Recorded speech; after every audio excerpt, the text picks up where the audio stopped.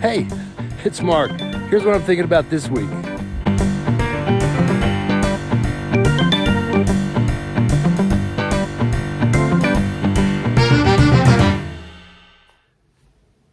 Here's a little Everything About It is Appealing story that's on me. When I went to hire Ed Solomon on Laverne and Shirley, I said, "You're going to start to work next Monday." And he said he couldn't come to work that Monday because he was still a senior at UCLA and he had to take his finals. And I told him, "You don't need your finals. You don't need to graduate. Just come to work." And he said, "Well, not graduating will kill my parents." And I said, "Your parents will be fine." Now, Ed decided that it was more important that his parents be happy than I be happy. So, and he didn't come to work that Monday, but I let him come the following week. Now, if you don't know about Ed's career, besides Laverne and Shirley, he wrote a lot with Gary Shandling. He also wrote the features Men in Black and all the Bill and Ted Excellent Adventure movies. And he's got a great Everything About It is Appealing story that's coming up. But for context, for those of you who may not know who Pat Boone is, big star, made movies, records. Then he went and became a minister, recorded a lot of gospel music. But his real big hits in the 50s and 60s were covers of what was called race music. They were songs that were recorded by black artists. So there are white kids in America who heard Pat Boone's Tutti Frutti instead of Little Richard's Tutti Frutti. And that in itself is reason enough for reparations. Anyway, here's Ed Solomon. So here's the big question, okay? Yeah. A number of years ago, you told me one of the best Everything About It appealing stories ever. Oh my. It's just that you told me this years ago, and I still remember it. Will you tell the Pat Boone story?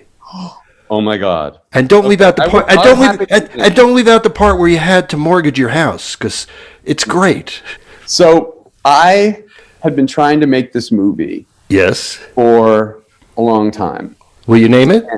It was called Levity, and Okay. it was not a successful film. It was critically panned and never really opened, and it was a tremendous disappointment, actually. Yes. But it meant the world to me at the time. Sorry to bring it up. I had written a movie that 10 years earlier had a then unknown actor Yes. came in to read for a small part. That was Billy Bob Thornton. Okay. I loved him so much. I wrote a part for him. But he was an unknown actor, and the director ended up casting somebody else, never cast Billy Bob, but apparently Billy remembered. Oh. So 10 years later, after Sling Blade came out, and Billy was, really the hot actor to get, Yeah. I had finished the script, and I thought Billy would be the perfect actor for it, and sent it to him. He read it overnight, having remembered that event from 10 years earlier and committed to doing it as long as I directed it. I was like, And you were planning to direct it. I wanted to direct it. Okay. But he was like, "I will only do this if you direct it." And I'm like, this is great. I'm in. Because I got Billy, I was able to get Morgan Freeman. Okay. Also Holly Hunter, and then Kirsten Dunst. Had this amazing cast. Amazing. I couldn't get financing because it was a very uncommercial. It turns out the financiers were all correct. It was a very non-commercial film. Yeah. But what happened was, Yes. we were supposed to shoot in April in Los Angeles. This was this was about 20 years ago. And I got a call on Halloween from Billy Bob Thornton saying, "Ed, I really want to do your movie, and I'm committed. But if it's going to be me, it's got to be January and February, and it's got to be Montreal." And I was like, "Oh shit, we didn't even have our financing together. We were dancing with investors, but didn't have our money together at all." Right. And I had to I had to find a line producer. The first two said it's utterly impossible. It's already, now it's November 1st, November 2nd. There's no way you'll get this film prepped. But I found a third guy, Adam Merrims is his name. He said, "I will get on a plane this afternoon, but you need to give me your credit card and you have to guarantee me that you'll cover everything." Everything about it is appealing. I love this. Go ahead. I said, "Of course, go for it." He went up there. I think this was around November 5th, 10th, something like that. He went up there. He starts charging my card for stuff. He gets some offices set up, etc. And I come back and I say to Billy Bob, I can do it. But I also spoke to the cinematographer, who was the great Roger Deakins, and I'm like, it means changing the whole movie, and we don't have very much money at all. We've got to really pare it down, which is why we got rid of a lot of the stuff, which was a lot of the lightness of the film, actually, which, spoiler alert, I actually fucked my own movie up. I mean, I just did. I fucked my own movie up by making wishful thinking compromises one at a time. Yeah. What did Billy Bob All right, say? get to the other stuff. So Get to the part. So I go to Billy and I say, we can do it. We've done a schedule. We can get you out March 13th. And he's like, it's got to be March 1st. And I said, I don't think we can do that, but like, you know, but we're in. You know, and I'm thinking to myself, Billy's in the movie. Billy will see how much we're working to make it work for him. He's directed, he understands. So when he says March 1st, he'll know that like March 13th. We were able to actually squeeze it because a week later, I said, actually, you know, I think we can do March 9th, I said.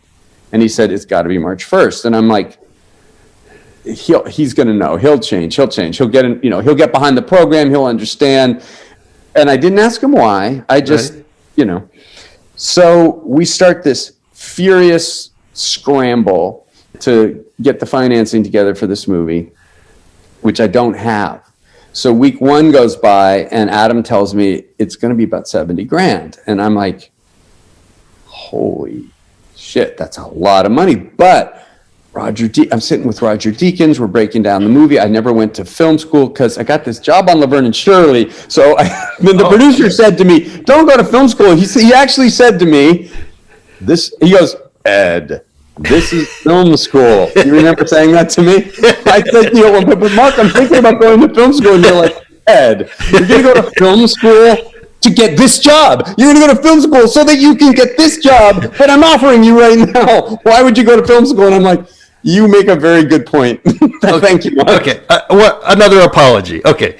What happens is, Yes. a week goes by, I pay the money. I figure I didn't go to film school, I'm learning. Yes. Another week goes by. Yes. It doubles. Another week goes by. It doubles. Okay. Every week we don't get our financing, and now I have to do something, which is take out either a second mortgage, Yes. put my house on Yes. okay. Yeah. Finally, See, good thing you had the Laverne and Shirley money. it's a good thing I had that. I think I had $13,000 in residuals from that early There you movie go. that I gathered over the course of the years. There you go. I know, right? So we get to the point where there is no turning back, and I go to Billy, Yes. call him Yes. on the phone, Yes. and I say, Billy, I have never asked you why. I've taken you for your word, but I need to ask you, what is so important about March 1st? Because we cannot make the movie. And he said, well, I promised Angelina I'd get on a plane with her to Namibia on March 1st. And I got to get on a plane to Namibia with her on March 1st. And I said, wait, that's the reason? I mean, they were, by the way, we're in Montreal because she was doing Beyond Borders, that movie. So that you just spent 2 months with her in Montreal. I said, she's directed, she's an actress, she's got to understand. And he goes, well, that's just not it. He goes, I'm afraid to fly, and I can't fly alone. And I said, well, then I'll fly with you on March 9th. He's like, no, I'm not going to let you do it. He goes, I will not let you do that. And I said, well, what if we just got somebody really nice to fly with you? He's like who? Like Pat Boone? And I'm like, well, yeah. What if we get Pat Boone to fly to Namibia with you on March 9th? Would you go? He laughs and he goes, well, all right, yeah. You get Pat Boone, I'll go March 9th. Oh. So the next morning, Yes. 9 a.m., we have a production meeting. And I say to my assistant at 9 a.m. LA time, can you figure out how to find Pat Boone? And she's like, Pat Boone? And I'm like, Pat Boone. I don't know how to reach him. Of course, I never didn't know, I don't know Pat Boone. Yeah. I know who he is. Barely. Right. Barely. Barely. No, yeah, exactly. Yeah. And I say, just reach him. And she's like, why? And I said, I can't say, just see if you can get him. She says, around noon, she says, well, he has offices, Pat Boone Enterprises. Here's a phone number. And it's Pat Boone Enterprises. I go, may I speak to Mr. Boone, please? She goes, may I ask what this is regarding? I said, it's a very long, detailed story. I think I need to tell him directly. She goes, well, Mr. Boone is having a root canal today and will not be available for a week. And I said, there is some time sensitivity to this. If it's any way he could call me this evening. I know I'm asking a lot. She said, I need to tell him what it is. I said, it won't translate. I promise. Please. She goes, I'll give him your number. I can't promise he'll call. He probably won't. Don't get your hopes up for whatever this is. Now, I go, quick okay. question. Did you ever think about saying, well, I've written a big part for him in this movie? Well, that would have been a lie, Mark. Oh, Jesus. I couldn't deliver on that. I might have said it's about, I said it's about a movie, or I said it's about Billy Bob Thornton. That's what I said. And I said I can't get into what. And I finally go to bed, and it's like midnight, 1:30, but I left my hotel room phone on. 1:30 in the morning, it jars me awake. I go, hello, and I hear, so what's this crazy story about Billy Bob Thornton I'm going to hear? Hi, it's Pat Boone. He said it like that, like it was a 1970 TV special where he speaks for a while and then says, hi, it's Pat Boone. And I go, oh my God, I'm like, wake up. So I basically say to him, well, basically, I say, so here's the situation. Thank you so much for calling. I can't believe you called. And I explain the story of the movie, and I explain that, it's going to fall apart unless, and okay. And I'm really, like, oh my God. You got to say the sentence. Unless you're willing to fly to Namibia with Billy Bob Thornton on March 9th. I love this story. And he So says, much. this pause. And I'm like, I just can't believe I'm saying this. And long pause, and he goes, well, if it'll help your movie and if it means something to Billy Bob, yes, I'll fly to Namibia with him on March 9th. And I remember dropping to the floor of my hotel room and saying, oh my God, thank you. I guess that was the closest to prayer I've ever been. And thanks to Mr. Boone. Yeah. And I said, maybe there's like a spa or a resort we could put you in for a week or two and you can like have a good time. And he's like, no, I'll just turn around and fly back. And I was like, wait, you really? So I call him at 3 a.m. Hey, Billy, I said, I hope you're sitting down. I got some good news. March 9th, Pat Boone is flying to Namibia with you on an airplane. Long followed by, I still can't do it. I'm like, Billy, you said if I got Pat Boone to fly to Africa with you, you would go to March 9th. And he said, I thought you would never get Pat Boone. I said, well, yeah, but you said, he goes, but you were joking. I said, Billy, you gave me your word. He's like, I still can't do it. Cut to next day, Tech Scout. Where do we put where are we putting the tractor? Where are we putting? I'm like, put him up my ass. There's no movie. I'm like, this whole, Yeah. Later that day, I get a phone call at lunch break. Hi, Ed, it's Billy. Listen. This has nothing to do with our conversation last night, he says. But I can work till March 9th. But I need Pat Boone. I said, you have Pat Boone. That's no problem. Pat Boone is going. You got Pat Boone. Later that day, Yes.